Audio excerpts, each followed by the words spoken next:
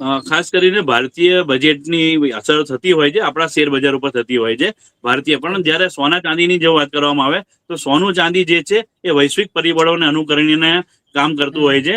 એટલે આપણા ખાલી બજેટના કારણે ભાવનો વધારો ના હોઈ શકે, પરંતુ બજેટની અંદર સોના ચાંદીની ઉપર જેમ ઇમ્પોર્ટ ડ્યુટી જે 6% ઇમ્પોર્ટ ડ્યુટી છે એને કદાચ વધારો ઘટાડો કરવામાં આવે તો સોના ચાંદીના ભાવમાં ઉલટ સુલટ થઈ શકે છે. પરંતુ અત્યારે હાલની જે સંજોગો અને પરિસ્થિતિ જે બની રહી છે તે પ્રકારે મને એવું લાગતું નથી કે સોના ચાંદીના રેટની અંદર કોઈ પણ પ્રકારનો ઘટાડો કે વધારો કરવામાં આવે. કારણ કે સરકારે ગત વર્ષે ઇમ્પોર્ટ ડ્યુટીમાં 6% કરી અને એક મોટી રાહત તો આપેલી જ છે. કારણ કે 12.5% વત્તા 2.5% શેષ એમ 15% જેવી ઇમ્પોર્ટ ડ્યુટી હતી તેની અંદર ખૂબ મોટા પ્રમાણમાં ઘટાડો આપેલો છે. સરકારને પણ રેવન્યુની એટલા માટે જરૂરિયાત છે કારણ કે જીએસટી ની અંદર પણ એમને ઘણા બધા નાના મોટા ફેરફારો કર્યા છે. ખાસ કરીને જીએસટી ની અંદર 5% અને 18% એમ બે સ્લેબ રાખ્યા છે. માત્ર સોના ચાંદીના દાગીનાની ઉપર 3% એક સ્પેશિયલ રેટ આપેલો છે એમને.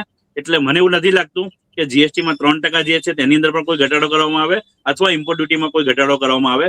ચોક્કસ સોમવારનું બજાર કદાચ કેવી રીતે ખુલે છે એ જોવું રહ્યું. પરંતુ મને એવું લાગી રહ્યું છે અત્યારે અમે જે રીતે અત્યારે માર્કેટને જોઈ રહ્યા છે એ રીતે એવું લાગે છે કે સોના ચાંદીના ભાવની અંદર ચોક્કસ ઘટાડો અત્યારે સોમવારના બજારની અંદર આવશે.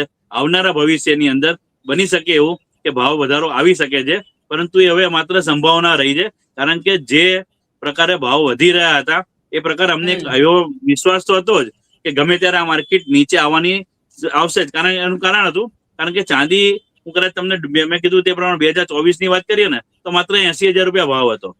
ચાંદીનો 2024 નો અગર ભાવ જોઈએ તો માત્ર 80,000 હતો અને આજ ગઈકાલનો ખાલી ઘટાડો જોવો ને તો 1,20,000 રૂપિયા હતો. એટલે એના કરતા પણ 1.5 ગણો એમ કહી શકાય ઘટાડો ગઈકાલે આવેલો છે. 150 ગણો ઘટાડો એ આવી ગયો છે.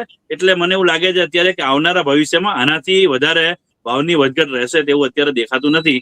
પરંતુ ફેબ્રુઆરી માસ પછી એટલે શરૂઆત થતાની સાથે જ કદાચ જુઓ કે ટ્રમ્પ દ્વારા કોઈ નિવેદનબાજી જો ચાલુ રહે છે, ફરી ટેરિફ વોરની વાતો થાય, ફરી પાછા કંઈક નવું ગાંડ પણ ઊભું કરે તો કોઈ આમાં કહેવું નક્કી નથી.